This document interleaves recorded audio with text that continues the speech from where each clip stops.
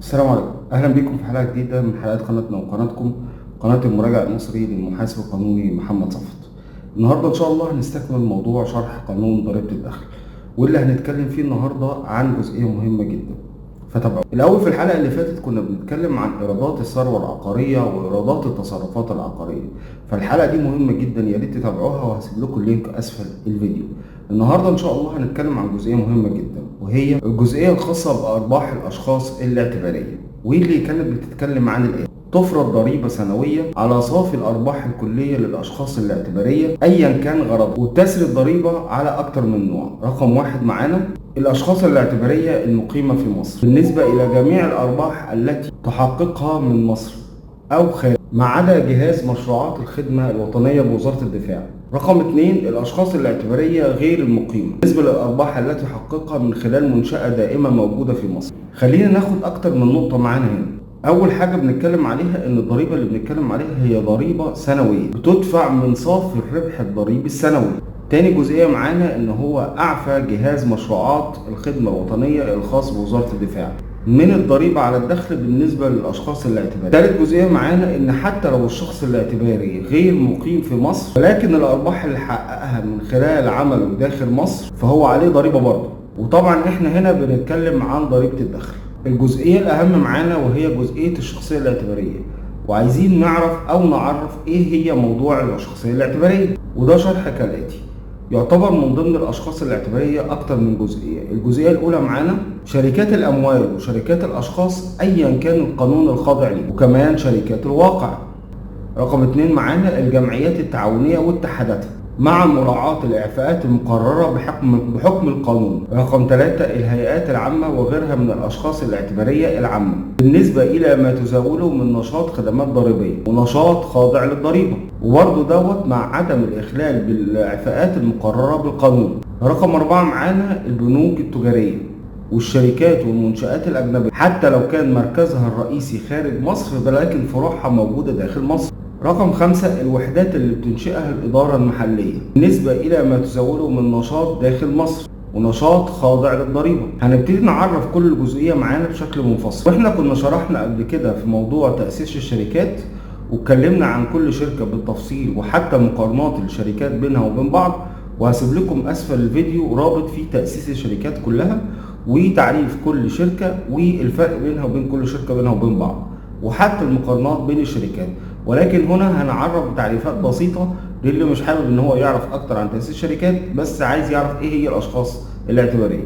اول جزئية معانا اللي هي الشركات المساهمة وشركات الاشخاص. والشركات المساهمة هنا هي تعريفها هي الشركات ذات الاسهم اللي بيدخل في بيعها اسهم شركات الاوراق المالية، لانها تعتبر الشركات الاقرب للبورصة واللي بتتحول من شركة مساهمة أو واللي ممكن دخولها للبورصة بشكل كبير جدا كشركة مساهمة. عندنا الجزئية الثانية وهي جزئية الشركة ذات المسؤولية المحدودة، واللي هي أقصى عدد ليها هو 50 فرد، وده بيكون عن تبادل الحصص بينهم وبين بعض. وهنا بنقولها إن هي حصص مش أسهم، لأن الأسهم دي بتبقى في الشركات المساهمة، إنما في الشركات ذات المسؤولية المحدودة بنقول عليها حصص، وبيتم تبادل الحصص بين الأفراد بينهم وبين بعض كشركاء عن طريق العقود العرفية. وفي عندنا شركة الشخص الواحد، وهي دي اللي مأخوذة من اسم صاحبها ان هي شركة شخص واحد، ولكن ان هو بياخد الشخصية الاعتبارية، وهي عبارة عن فرد واحد ويجوز بيعها عن طريق ان هو بيعمل عقد او توكيل للشخص بالبيع ويقدر يبيع الشركة لشخص ثاني،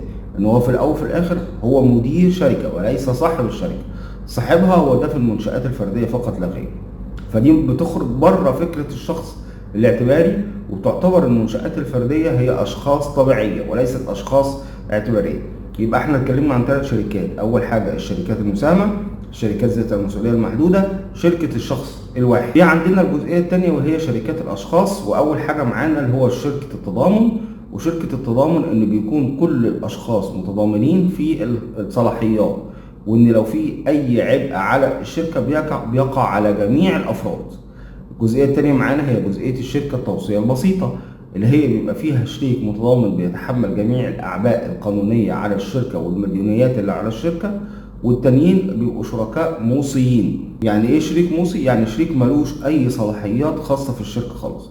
الجزئية التالتة معانا هي جزئية شركات الواقع، ودي اللي بتبقى عبارة عن منشأة فردية توفى صاحبها والورثه اللي فيها حولوها من منشاه فرديه لشركه واقع. الجزئيه الرابعه معانا اللي هي جزئيه الجمعيات، واللي احنا هنا بنتكلم فيها عن الجمعيات التعاونيه المشهوره واللي معروفه بمختلف انواعها واللي بيتم تاسيسها عن طريق وزاره التضامن الاجتماعي. طيب الضريبه هنا على الشركات ديت ايه؟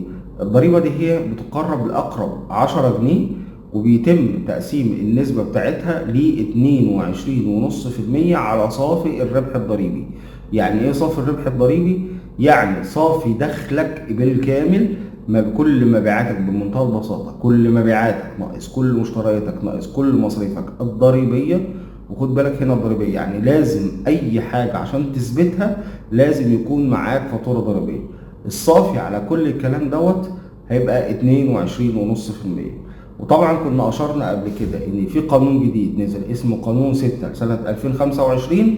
القانون دوت بالنسبة للشركات اللي حجم ايراداتها اقل من 20 مليون جنيه بياخد نسبة من حجم المبيعات من 4% لحد 1.5%، وما بيحطش الاساس للمشتريات، وهو بياخد نسبة بس من المبيعات. وكمان مفيش فحص ومفيش خصم منبع لمدة 5 سنين، وبيتم الفحص بعد انتهاء ال5 سنين. ده بالنسبة للشركات اللي حجم عملها أقل من 20 مليون. الشركات اللي أكتر من 20 مليون بيبقى بنطبق عليها النسبة اللي احنا قلنا عليها قبل كده اللي هي 22.5%. والدخول في القانون ده اختياري وليس اللي بيستثنى من موضوع ال 20% دوت أرباح قناة السويس والهيئة العامة للبترول والبنك المركزي بتخضع للضريبة بنسبة 40%. وكمان أرباح شركات استكشاف وإنتاج البترول والغاز بتخضع للضريبه بسعر 40.55%. نيجي بقى لجزئيه جديده معانا وهي جزئيه الارباح الراسماليه. والجزئيه دي بتقول ايه؟ تخضع الارباح الراسماليه الناتجه عن التعامل في الاوراق الماليه المقيده في بورصه الاوراق الماليه المصريه المحققه من مصدر داخل مصر بيخضع للضريبه بسعر 10% من صافي الارباح الراسماليه دون خصم اي تكاليف. يبقى احنا هنا كل اللي بنعمله ان احنا بنخضع الضريبه ديت ل 10% من بورصه من نتيجه التعامل في بورصه الاوراق الماليه، وال 10% ديت ما بنخصمش اي تكاليف منها. نكون خلصنا الجزئيه بتاعت النهارده، وان شاء الله في الحلقه الجايه ان شاء الله هنتكلم عن الجزئيه الخاصه بالاعفاءات في قانون ضريبه الدخل، فتابعونا ان شاء الله. وفي النهايه ما تنسوناش من لايك وشير وسبسكرايب لو دي اول مره ليكم على القناه. السلام عليكم.